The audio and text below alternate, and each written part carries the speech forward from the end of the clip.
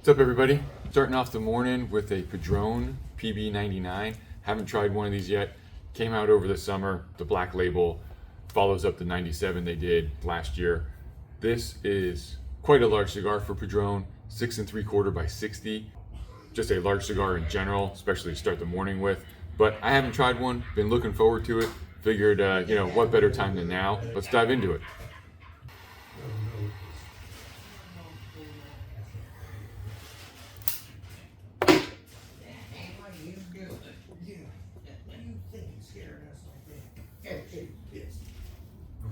It's a big cigar. Takes a little while to light. Takes a second to get it going. But knowing Padron, really looking forward to it. The 99 was done for Jose Padron's 99th birthday. It's Nicaraguan Puro, comes in the natural and the Maduro. Would imagine this is the natural. Some Padron Maduros can be pretty full body smokes, very flavorful, but something I, don't necessarily want to jump right in with. Nicaraguan Puro, natural and Maduro, done for Jose Padron's 99th birthday. They put this between the 1926 and the Family Reserve. Family Reserve, if you're not too familiar, that's their upper echelon, the highest tier stuff that they do. 26 is also up there. They claim this falls right between the two. Again, went with the natural because starting off the day, wanted something a little more medium, not a big powerhouse, and being in that 6 3/4 by 60, wanted something approachable. So about a week ago, we had our first ever outdoor event. Big shout out to Jeff over at Rec Nursery. Beautiful property, a venue that we could host something like that. Have an awesome day revolving around these cigars, the industry. Hope everybody that made it out had a great time. We certainly did. To all the manufacturers, thank you. It was an awesome time. Everybody enjoyed the cigars. We do very well with them. If you missed it, look out for announcements in the future because, like I said, we had an excellent time. We're looking forward to do it again. So last night, Monday night game, big game. We got Green Bay and the Eagles, and then it's 10-7. Kind of a boring game. I mean, I was watching it. I think I dozed off for a little bit. And that was pretty much it. Jags pulled the Giants and blew it all in the fourth quarter. So that was not real fun to watch, but can't say I'm surprised. But always next week. Although we're done with week 10. We're going into week 11. We're getting to crunch time. Got the second half of the season left, but if you haven't solidified your play now, we're running out of time. Dolphins blew away the Bills, which kind of a shocker. I think everyone had the Bills going in. I mean, it was down to Miami. They had home field advantage, but the way Miami's been looking this year, oof. But the Bills looked even worse. Miami had the plays, had the defense. Bills couldn't get anything going. Fortunately, that got quite a few Bills on my fantasy team. Didn't really pan out well for me, but Jets pulled off another one, which, okay. I guess if you want to start winning now, give your fans some hope. I don't know what kind of hope, but hey, it's always good to see you win. And then, the other team around here, one of our guys, big fan of the Giants. They finally made the move. Coach is gone. GM still there. Don't know if that's the move to make, but I don't think they're going to get any better this year. Tampa trying to come from behind, make those big plays, that fourth quarter comeback. It's always exciting to watch. But basing your entire season around it, that's almost happened every single game now. You can't do it every week. Makes it very difficult on you. Though it is fun to watch, and I wanted to see it happen. New England pulled it out. So maybe next week, they'll kind of get it together. That was a game to look forward to. That I thought this week would be an exciting game, and it was. Two teams just been playing well.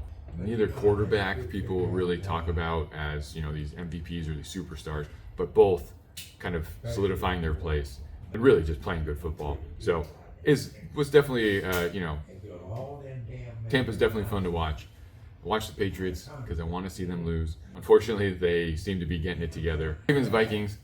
I think Lamar Jackson seems to be getting back in form. Ravens could definitely turn it around.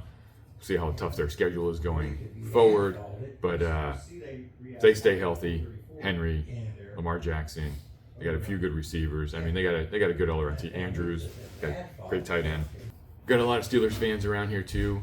We just watched the Steelers run into a pretty well-organized team. Even though the Chargers have their ups and downs, they put it on the Steelers. Aaron Rodgers didn't look great. I kind of figured, Chargers going in, but the Steelers have been looking like a better team. But in the beginning, I don't feel like they had a lot of tough teams that they were playing against, so they might have looked better than they are. Chargers smacked them in the face. So there's that. Again, Steelers are probably looking okay in the, as long as they don't fall apart, unravel, which Rodgers could. He can also throw an amazing, deep ball, but will that continue to win them games throughout the rest of the season? I don't know. And then, Jonathan Taylor, the one-man wrecking crew for Indianapolis Colts. 3 or 4 touchdowns this weekend, 200-plus yards. Guy's just an animal. He's been great for quite a while now. Thought maybe this season he would do well. I didn't realize he was going to be the best running back out there and should probably be in talks for MVP, although he probably won't. But he's just been fun to watch too. So those are a couple of Tampa Colts, even though they're in Jacksonville's division. I'd love to see the Colts lose. However, Taylor's just been fun to watch. Not looking forward to the Colts-Jags matchup because the way the Jags have been kind of sliding and the way the Colts have been doing quite well. Really not looking forward to that, but again, always hopeful. Maybe they'll be the team that could stop Taylor, but kind of doubt it. Looking forward to it though. Any Padron, I think, is a fantastic cigar. If you haven't tried them, try them. You're missing out. If you already have, then you know what I'm talking about. The thing with this particular cigar is it's so large.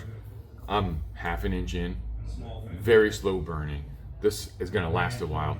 Price point, they're a little bit pricier. They are up there. That's why I chose kind of that special occasion to enjoy something a little bit elevated. But saying that, the cigar is going to, so far, has been burning very slowly. Tons of flavor. I've had the 97s. Those are also that black label. They came out last year, the Torpedo, a little bit smaller. Something a little more size-wise, more appealing to me. But I haven't tried this cigar. Really wanted to try it. So far, tons of flavor. Burning very slow. So still got a ton of time to enjoy the cigar.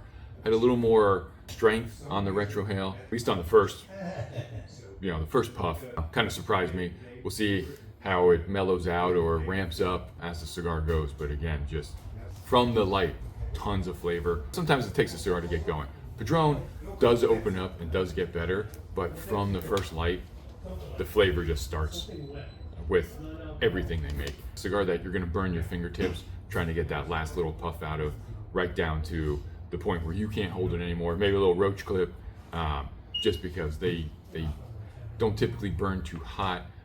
They got tons of flavor going all the way down to that nub. So much so that you want it to last. Sometimes when I put them out, I'm like, kind of wish I had a little bit more.